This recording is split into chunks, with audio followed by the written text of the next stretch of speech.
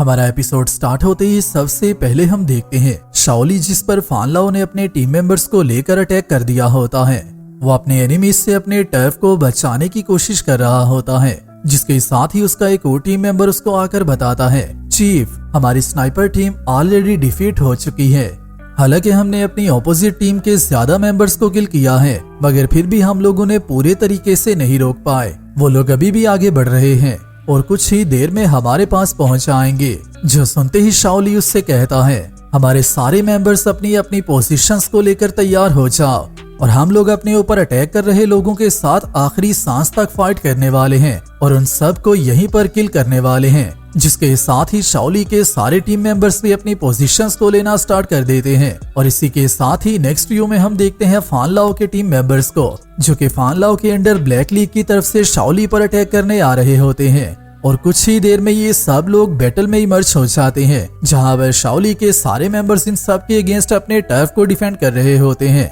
और इस बैटल में सबके काफी ज्यादा लोग इन्वॉल्व हो चुके होते हैं, तो उसकी वजह से यहाँ पर डेथ रेट भी काफी ज्यादा होता है। यहाँ पर काफी ज्यादा लोगों की मौत होती जा रही होती है, जिनमें रेगुलर प्रैक्टिशनर्स का मरना तो काफी ज्यादा आम सी बात होती है। जिसके साथ ही जैसे ही ये लोग आपस में फाइट करना स्टार्ट करते हैं, तो उसी के साथ ही फान लाओ अपने साथ कुछ और प्रैक्टिशनर्स को लेकर सीधा शाओली पर अटैक करने के लिए आगे आ जाता है। और वहीं पर शाओली को भी फान लाओ के यहाँ पर आने का पता होता है, जिसकी वजह से वो भी इस बैटल के लिए ऑलरेडी तैयार होता है। जिसके साथ ही यहाँ पर आते ही फान लाओ शाओली को देखकर कहता है, क्या तुम इस ऑर्गेनाइजेशन के लीडर हो जो कि हमारी ब्लैक लीग के लिए काफी ज्यादा मसले खड़ी कर रही है। जिसे देखते ही शाओली अपने वेपन को स्विंग करता है, जिसका मतलब बिना बात के फाइट को स्टार्ट करने का होता है।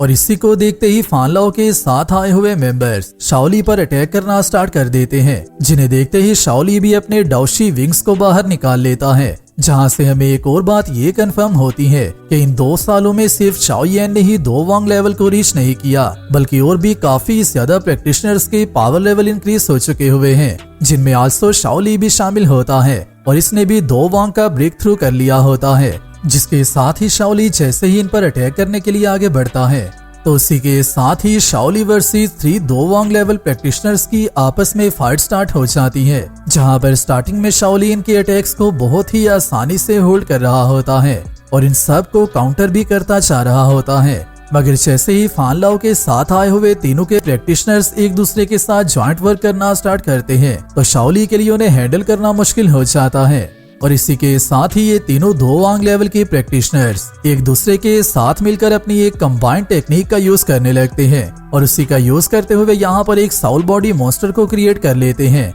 जो कि सीधा जाकर शाओली पर अटैक करने लगता है। जिससे कि शाओली भी अपने स्पीयर का यूज करते हुए ही काउंटर कर रहा होता है।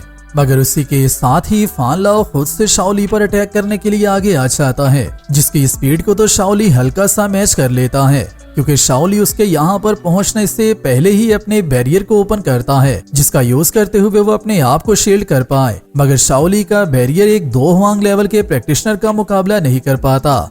मगर जैसे ही फान लाओ शाओली पर अटैक करता है, तो जैसे ही ये बैरियर टूट जाता है, तो उसी के साथ ही शाओली काफी ज्यादा सीरियसली डैमेज होता है और उसकी वजह से काफी दूर जाकर गिर जाता है। जिसे देखते ही फान लाओ दोबारा से उस पर अटैक करने लगता है और उसी के साथ ही कहता है, आज के दिन मैं तुम्हारी सारी हड्डियां ही तोड़ने वाला हूँ और उसके बाद मैं तुम्हें हमारे क्लैन के लोगों का स्लेव बनाकर सारी जिंदगी के लिए रखूंगा और तुम सारी जिंदगी ही ऐसे ही गुजार दोगे। जिसके साथ ही फान लाओ दोबारा से शाओली पर अपने वेपन का यूज करते हुए अटैक कर देता है और शाओली इस अटैक को रोक भी नहीं था सकता। और शाओली को इस बात की समझ आ चुकी हुई थी कि इस अटैक के बाद शाओली पक्का मरने वाला है। जिसके साथ ही वो अपने लास्ट मोमेंट में कहता है, और उससे तो इस बात का ही अंदाजा हो चुका था कि ये मोमेंट्स उसके लास्ट मोमेंट्स हैं। जिसके साथ ही शाओली कहता है, थर्ड ब्रदर मुझे माफ कर देना, मैं हमेशा से ही यूजलेस रहा हूँ। चाहे कुछ भी क्यों ना हो जाए, मैं कितना भी ज्यादा पावरफुल क्यों ना बन जाऊं, मैं तुम्हें अवेंज नहीं कर पाया और ना ही तुम्हारा बदला ले पाया हूँ। और मेरे जाने के बाद शायद से हमारी शाओ फैमिली की किस्मत में भी वाइप आउट होना ही लिखा हुआ है। और हमारे सारे फैमिली मेंबर्स ही किल हो जाएंगे। जिसके साथ जैसे ही फान लाओ का वेपन आकर शाओली के साथ टच होने लगता है तो उसी के साथ ही शाओली के लिए अनआइडेंटिफाइड पावर आकर उसे रोक लेती है और इस वेपन को वहीं पर क्रश कर देती है। और यहाँ पर ये फ्लेम सिर्फ शाओली के लिए ही नहीं बल्कि फान लाओ के लिए भी टोटली अनरिकॉग्नाइज्ड फ्लेम होती है, जिसे देखते ही फान लाओ काफी ज्यादा शॉक हो जाता है और उसी के साथ ही कहता है, आखिरकार तुमने ब्लैक लीग के अफेयर्स में आने की कोशिश कैसे की? तुम कौन हो? हमारे सामने आओ। जिसके साथ ही शाओ यान उससे कहता है, क्लैन मास्टर फान लाओ, हमने 2 साल से एक दूसरे को नहीं देखा, मगर आज के दिन मैं ये देख रहा हूँ कि तुम काफी ज्यादा ओवर रिएक्ट कर रहे हो। शायद से ज्यादा वक्त गुजरने के बाद तुम्हारी क्या हालत हुई थी तुम ये सब भूल चुके हो। जिसके साथ ही शाओ यान उसके सामने आ जाता है और उसी के साथ ही आकर दोबारा से उससे कहता है, मगर आज के दिन मुझे इस बात का नहीं पता कि क्या दोबारा से तुम मेरे से बच पाओगे या फिर नहीं।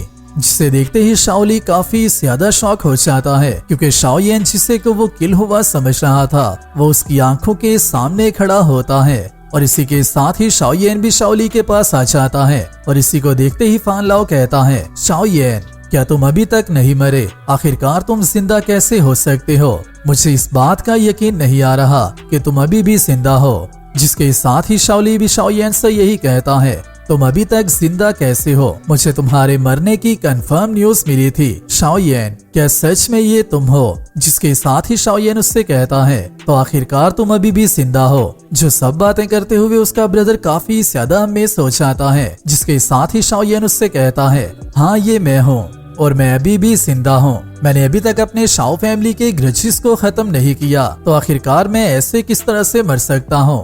जो सब देखते हुए फान लाओ के एक्सप्रेशंस चेंज होते जा रहे होते हैं क्योंकि उसे इस बात का पता होता है कि आज के दिन फान लाओ की हालत दोबारा से काफी ज्यादा खराब होने वाली है। जिसके साथ ही शाओ यान शाओली से कहता है, तुम थोड़ी देर मेरा वेट कर लो और जैसे ही मैं इन सब को खत्म कर लेता हूँ तो उसी के साथ ही हम लोग आपस में बात करेंगे। जिसके साथ ही शाओली उससे कहता है, फान लाओ एक 2 हुआंग लेवल का प्रैक्टिशनर है और उसी के साथ साथ उसे फॉलो कर रहे तीनों के प्रैक्टिशनर्स भी 2 हुआंग लेवल पर हैं। तो हमें अभी के लिए यहाँ से पीछे चले जाना चाहिए। हमारे पास काफी ज्यादा टाइम मौजूद है और जैसे ही हम लोग दोबारा से अपने आप को प्रिपेयर कर लेंगे तो उसके बाद हम लोग इनके साथ अपने सारे स्कोर को कंप्लीट कर लेंगे और हमें रिवेंज लेने का मौका भी बाद में जरूर मिल जाएगा। और उसी के साथ ही साथ मैं दोबारा से तुम्हें कुछ भी होने नहीं दे सकता।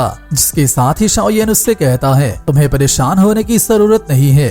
आज से 2 साल पहले फान लाओ मेरे हाथों से बचकर भाग गया था, मगर आज के दिन मैं इसे यहीं पर किल करना चाहता हूँ और आज के दिन मैं पहले वाली गलती कर इसे भागने नहीं दूंगा। जिसके साथ ही शाओ यान अपने ब्रदर को वहीं पर छोड़कर वहाँ से फान लाओ के साथ फाइट करने के लिए आगे बढ़ने लगता है। मगर उसी के साथ ही शाओली उससे कहता है, तो अगर तुम इसके साथ फाइट करना चाहते हो तो फिर तुम सीधा जाकर फान लाओ के साथ अपनी फाइट को कंटिन्यू करो और उसके पीछे के तीनों 2 हुआंग लेवल के प्रैक्टिशनर्स को मैं अकेला ही संभाल लेता हूँ। मगर शाओली की हालत देखते हुए शाओ यान उसे यहीं पर बैठने का कहता है और उससे ये कहता है, तुम ऑलरेडी काफी ज्यादा हर्ट हो चुके हो, जिसकी वजह से तुम यहाँ पर फाइट ना करो और ये सारा इशू तुम मेरे ऊपर छोड़ सकते हो क्योंकि इन सब को मैं खुद ही होल्ड कर लूंगा। क्या आप लोग बैटल थ्रू द हेवंस के नेक्स्ट एपिसोड के नॉवल के बारे में जानना चाहते हो, या आप लोग साउथलैंड के आने वाले एपिसोड की सारी डिटेल्स को जानना चाहते हो, या फिर स्वेलोड स्टार जो कि अभी के लिए डिले हो चुकी है, आप लोग उसके आने वाले एपिसोड का वेट नहीं कर सकते और आप लोग उसकी नेक्स्ट स्टोरी के बारे में जानना चाहते हो, तो आप सबको पता है उसके लिए नेक्स्ट इन नॉवल 2.0 का चैनल मैंने क्रिएट कर लिया है, जिसका लिंक नीचे डिस्क्रिप्शन में मौजूद है। वहाँ पर मैंने आप सबको 10K सब्सक्राइबर्स का टारगेट दिया था और मैंने स्वेलोड स्टार की नॉवल की वीडियोस को ऑलरेडी क्रिएट कर रख लिया हुआ है। मगर जैसे ही आप लोग वहाँ पर 10K सब्सक्राइबर्स कंप्लीट कर देते हो, उसी के साथ ही मैं कंटिन्यूअसली वहाँ पर वीडियोस को अपलोड करना स्टार्ट कर दूंगा। लिंक नीचे डिस्क्रिप्शन में मौजूद है। जल्दी से जल्दी वहाँ पर 10K सब्सक्राइबर्स को कंप्लीट करवा दो। क्या आप लोग बैटल थ्रू द हेवंस के नेक्स्ट एपिसोड के नॉवल के बारे में जानना चाहते हो, या आप लोग साउथलैंड के आने वाले एपिसोड की सारी डिटेल्स को जानना चाहते हो, या फिर स्वेलोड स्टार जो कि अभी के लिए डिले हो चुकी है, आप लोग उसके आने वाले एपिसोड का वेट नहीं कर सकते और आप लोग उसकी नेक्स्ट स्टोरी के बारे में जानना चाहते हो, तो आप सबको पता है उसके लिए नेक्स्ट इन नॉवल 2.0 का चैनल मैंने क्रिएट कर लिया है,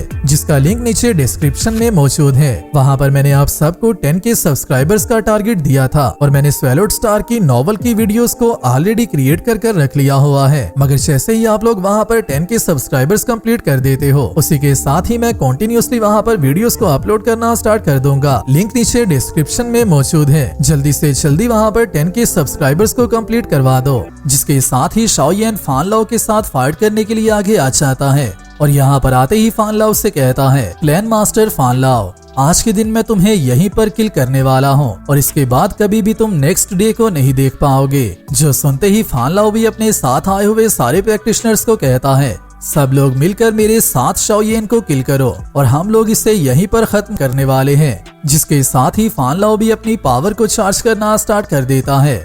मगर जैसे ही ये सब फाइट के लिए तैयार हो रहे होते हैं, वहीं पर एंट्री होती है कोल्डेस्ट कैरेक्टर क्वीन मेड्यूसा की, जिसे देखते ही शाओ येन कहता है, आखिरकार क्वीन मेड्यूसा यहाँ पर क्या कर रही है। मगर उसी के साथ ही क्वीन मेड्यूसा आते ही शाओ येन से कहती है कि अभी भी कोई इंसान यहाँ पर मौजूद है जो कि स्टिल तुम्हारी हेल्प करना चाहता है। और इसी को देखते ही फान लाओ कहता है, अगर तो तुम्हारा टारगेट भी शाओ येन है तो इस तरह हम लोग एक दूसरे के साथ हाथ मिला लेते हैं तो हम लोग मिलकर शाओ येन को किल करने में कामयाब हो जाएंगे। जो देखते ही शाओ येन की भी हालत काफी ज्यादा खराब हो रही होती है, क्योंकि क्वीन यहाँ पर क्या चूज करेगी शाओ येन को कुछ भी पता नहीं होता। और उसी के साथ इसके कैरेक्टर पर शाओ येन अभी भी बिलीव नहीं कर सकता। मगर उसी के साथ ही क्वीन काफी ज्यादा सिंपल सा आंसर फान लाओ को देती है और उससे कहती है, तुम लोग इतने काबिल ही नहीं हो कि मैं तुम्हारे साथ हाथ मिलाऊं। जिसके साथ ही फान लाओ अपनी बेइज्जती होने के बाद कहता है, अगर तो फिर तुम मेरे साथ हाथ मिलाना नहीं चाहती तो फिर ये तुम्हारी अपनी मर्जी है, क्योंकि मैं तुम्हें इसके लिए फोर्स तो नहीं कर सकता। और उसी के साथ ही फान लाओ अपने माइंड ही माइंड में सोचता है, इस वुमेन पर मुझे काफी ज्यादा गुस्सा आ रहा है। जैसे ही मैं शाओ येन के साथ अपनी सारी फाइट मुकम्मल कर लूंगा तो उसके बाद फिर मैं इससे भी ट्रैप करने का कोई ना कोई तरीका जरूर ढूंढ लूंगा, जिसके बाद ही इसे मेरी ग्रेटनेस के बारे में पता चलेगा और इसे भी मैं अपना स्लेव बना लूंगा। मगर उसी के साथ ही शाओ येन, जो के क्वीन को आज तक योर मैजेस्टी कहता आया है, सेकंड टाइम के लिए मेड्यूसा का नाम लेते हुए उसे बुलाता है। और इस एटीट्यूड की चेंजिंग के बारे में शायद से आप लोग अभी तक अच्छे से अंडरस्टैंड नहीं करते। मैंने शाओ येन के ची रिफाइनिंग पेगोडा टावर से बाहर आने वाले एपिसोड में भी यही क्वेश्चन पूछा था, जबकि वह शाओ येन ने मेड्यूसा का नाम लेकर उसे बुलाया था। और आज के दिन मैं दोबारा से यही क्वेश्चन आप सबसे पूछ रहा हूँ, शाओ येन योर मैजेस्टी से क्वीन को मेड्यूसा कहना क्यों स्टार्ट हो गया है? अगर आपको इसकी रीजन पता है तो नीचे कमेंट्स में मुझे लाजमी बताना। जिसके साथ ही शाओ येन मेड्यूसा से कहता है, मुझे ऑलरेडी मेरी गलती के बारे में पता है और मैं कुछ देर बाद ही तुम्हें अपनी लाइफ देते हुए पे करूंगा, चाहे तुम फिर मुझे किल करो या फिर मुझे जिंदा रखो। मगर आज के दिन प्लीज मेरी इस बैटल में इंटरफेयर मत करना, और अगर तुम ऐसा करती हो तो मैं तुम्हारा ये एहसान हमेशा ही याद रखूंगा। मगर उसी के साथ ही क्वीन अपनी पावर का यूज करते हुए शाओ येन पर ग्रेविटी प्रेशर बनाने लगती है, जिसके अंदर आकर शाओ येन के लिए खड़े होना भी काफी ज्यादा मुश्किल होता जा रहा होता है। मगर जितनी दफा शाओ येन को क्वीन ने इस ग्रेविटी प्रेशर के अंदर ट्रैप कर लिया हुआ है, शाओ येन को भी शायद से इस ग्रेविटी प्रेशर की अच्छे से समझ आना स्टार्ट हो चुकी हुई है, जिसकी वजह से आज वाले ग्रेविटी प्रेशर के अंदर शाओ येन के एक्सप्रेशन पहले से काफी ज्यादा बेहतर होते हैं। उसे उतनी ज्यादा पेन फील नहीं हो रही होती जितनी के शाओ येन को मिस्टी क्लाउड क्लैन से आते हुए रास्ते में हुई थी, जब पहली मर्तबा क्वीन ने शाओ येन पर ग्रेविटी प्रेशर का यूज किया था। मगर उसी के साथ ही कुछ ही देर के बाद क्वीन खुद से ही पिघलना स्टार्ट हो जाती है और शाओ येन से ग्रेविटी प्रेशर को रिमूव कर देती है और उसी के साथ ही वहां से चली जाती है और जाते हुए शाओ येन से कहती है, मेरी ये बात हमेशा याद रखना, तुम्हारी लाइफ सिर्फ मेरी है और मैं ही तुम्हें किल कर सकती हूँ, मेरे अलावा तुम्हें किसी और के हाथों नहीं मरना। और यहाँ पर क्वीन कोल्ड तरीके से शाओ येन की केयर भी कर रही होती है, जिसके साथ ही शाओ येन कहता है, ये हर दफा अपनी मर्जी से यहाँ पर आती है और अपनी मर्जी से यहाँ से चली जाती है, क्या कहीं ये हेवनली सॉल्विंग पाइथन की वजह से तो यहाँ से नहीं चली गई? मगर जैसे ही शाओ येन ये सोच रहा होता है, जिसके साथ ही जैसे ही शाओ येन ये सब बातें सोच रहा होता है, तो उसी के साथ ही फान लाओ उससे कहता है, तुम्हें ज्यादा हैरान होने की जरूरत नहीं है, क्योंकि तुम्हें किल करना कोई भी मुश्किल काम नहीं है। हम जो 4 लोग यहाँ पर मौजूद हैं वो भी तुम्हें किल कर सकते हैं। जिसके साथ ही फान लाओ अपने साथ आए हुए सारे मेंबर्स को शाओ येन पर अटैक करने का कहता है और इसी के के साथ ही वो लोग शाओयेन पर अटैक करना स्टार्ट कर देते हैं, जिन्हें देखते ही शाओयेन अपनी कंबाइन हुई फ्लेम को दोबारा से सेपरेट कर लेता है, जो कि दोबारा से वापस 2 फ्लेम्स में ट्रांसफर हो जाती है। और इसी का यूज करते हुए शाओयेन फॉलन हार्ट फ्लेम की पावर की मदद से